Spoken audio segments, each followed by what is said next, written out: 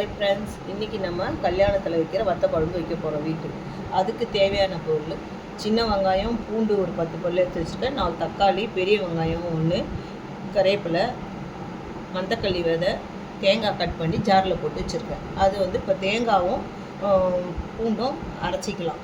தக்காளியும் போட்டு அரைச்சிக்கிட்டு நல்லெண்ணெய் ஊற்றி மந்தக்கள்ளி விதையை வறுத்து வச்சுருக்கேன்.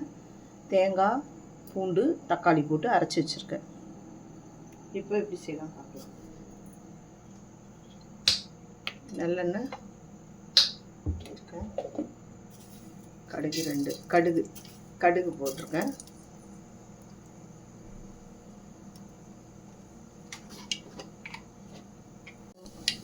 தூள் கொஞ்சம், வெந்தயம்,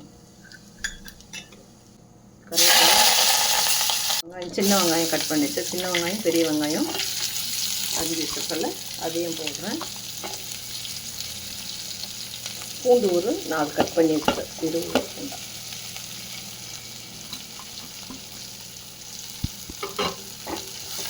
வதங்கி வந்துருச்சு. வெங்காயம் நல்லா வதங்கி வந்துருச்சு. அரைச்சி வச்சுருக்க தக்காளியும் தேங்காயும் இதெல்லாம் சேர்த்துக்கலாம். பச்சை வாசனை போயிடுச்சு, வதங்கி வந்துடுச்சு. உப்பு, மிளகாத்தூள்,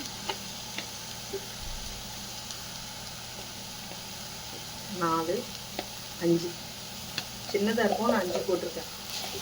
அது அவங்கவுங்க காரம் உப்பு தகுந்தபடி போட்டுக்கலாம். அவங்களுக்கு நான் 4 பேருக்கு குழம்பு வைக்கிறேன்.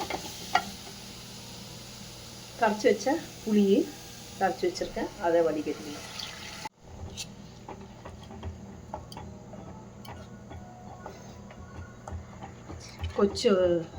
நல்லா கொச்சி வந்தவுடனே இறக்கிடலாம். எண்ணெய் திரிஞ்சு வந்திருக்கு. நல்லா குழம்பு கொச்சி எண்ணெய் திரிஞ்சு வந்திருக்கு.